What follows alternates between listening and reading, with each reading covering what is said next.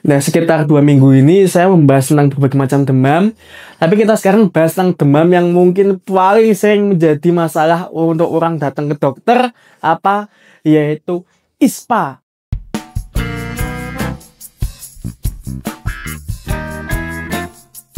ISPA adalah penyakit infeksi yang paling sering menyebabkan orang datang ke tenaga medis. Jadi, kebanyakan pasien-pasien di klinik atau yang datang ke saya sebagai dokter itu ISPA. Nah, seberapa bermasalah sih sebenarnya ISPA ini? Memang di tahun 2021 di seluruh dunia ada 12,8 miliar kejadian ISPA. Dan ISPA ini paling sering terjadi pada anak-anak di bawah 2 tahun dan pada umur antara 5-9 tahun. Nah, gini, ISPA itu sebenarnya bukanlah penyakit yang kematiannya tinggi. Dia penyakit yang sebenarnya sebagian besar itu penyakit ringan. Tapi memang pada kasus-kasus langka, dia itu bisa menimbulkan komplikasi. Dan memang walaupun tetap ada kematiannya, kematian itu hanya sekitar 0,2 per 100.000 orang. Nah, penyebab ISPA itu sendiri itu bisa disebabkan oleh berbagai macam virus. Apa saja? Seperti rhinovirus, adenovirus, parainfluenza, coronavirus, respiratory syncytial virus, enterovirus, human metapneumovirus, bokavirus, dan bahkan virus campak juga bisa menyebabkan ISPA. Selain virus, bakteri juga bisa menyebabkan ISPA, seperti bakteri Streptococcus, Mycoplasma pneumoniae, Moraxella catarrhalis, Haemophilus influenzae, dan lain-lainnya.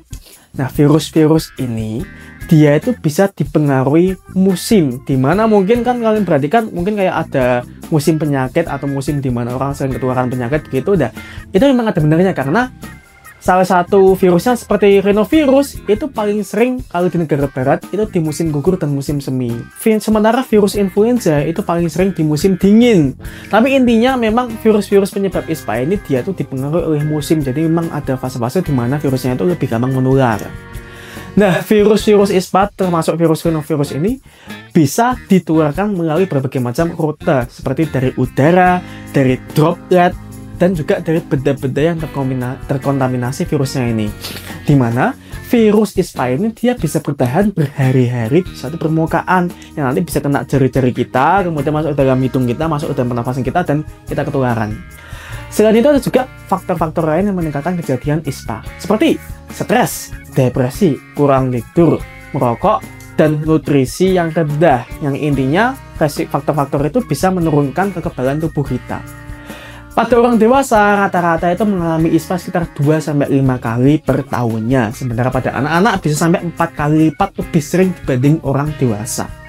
Salah satu faktor lain yang bisa meningkatkan ISPA adalah berkumpulnya manusia. Jadi misalkan di sekolah-sekolah atau tempat-tempat yang ramai, itu bisa meningkatkan risiko kejadian ISPA. Kenapa? Karena mungkin ada satu orang dia itu kena ISPA kemudian menularkan ke orang-orang lainnya. Simpel begitu saja.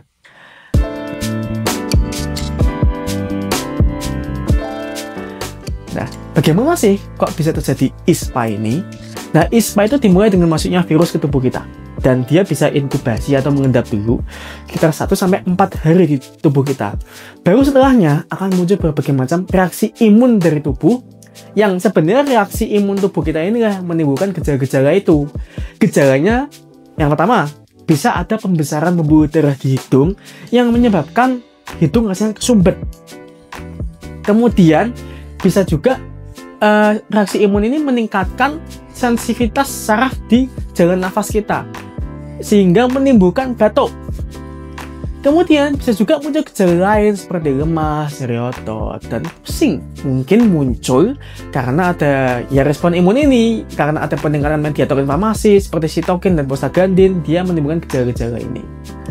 Nah, untuk mendiagnosa ISPA itu cukup dilihat dari gejalanya saja dan dilihat riwayatnya, apakah orangnya itu mungkin ketularan dari orang lain atau mungkin habis aktivitas yang mungkin beresiko tertular oleh ISPA. Misalkan kita sedang baru saja ke rumah sakit, atau misalkan kita ke tempat-tempat yang banyak orang batuk-batuk di kantor, misalkan banyak yang batuk kemudian kita ketularan, itu bisa kita kayak curiga ini mungkin bisa aja ketularan ISPA.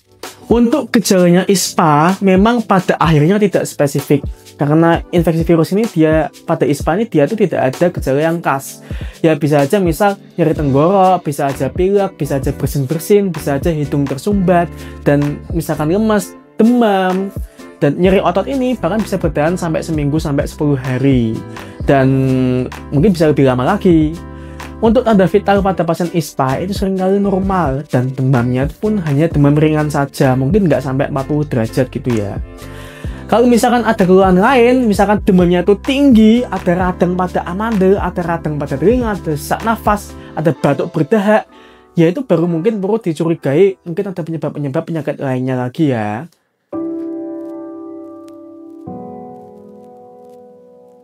Kemudian untuk menangani ISPA, tidak ada obat khusus yang bisa menyembuhkan.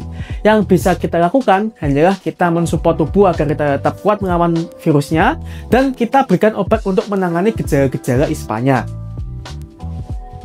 Contoh, misalkan demam ya diberikan obat penurun demam. Kalau misalkan pusing ya obat anti pusing, nggak usah batuk ya obat untuk meringankan batuknya.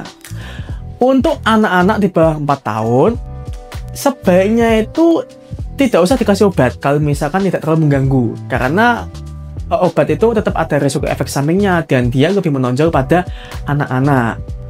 Nah, terus ISPA ini ya sebenarnya tidak perlu diberi antibiotik karena tidak ada manfaatnya, kecuali kalau misalkan kita curiga mungkin ada penyebab infeksi lain karena bakteri, ya itu baru kita berikan antibiotik. Nah, penanganan yang terbaik kembali lagi adalah kita menjaga tubuh itu tetap tersupport, seperti menjaga nutrisi agar tetap bagus, kemudian banyak minum, istirahat cukup, dan memberikan obat untuk menangani gejalanya saja. Jadi begitu ya tentang ISPA. Kembali lagi, ISPA ini adalah salah satu penyakit yang paling sering di seluruh dunia, dan mungkin Anda menonton video saya ini sambil pilek sekarang. Tapi sebagian besar penyakit ini hanyalah penyakit yang ringan dan seringkali tidak membutuhkan obat kecuali untuk meringankan gejala. Dan hanya dengan menjaga ketahanan tubuh, harapannya penyakit ini bisa sembuh sendiri. Jadi begitu yang bisa saya sampaikan. Semoga Anda tetap sehat, terhindar dari batuk pilek dan segalanya. Jika ingin menonton saya membahas berbagai macam penyakit lainnya lagi, jangan lupa subscribe, dan juga sampai jumpa di video berikutnya.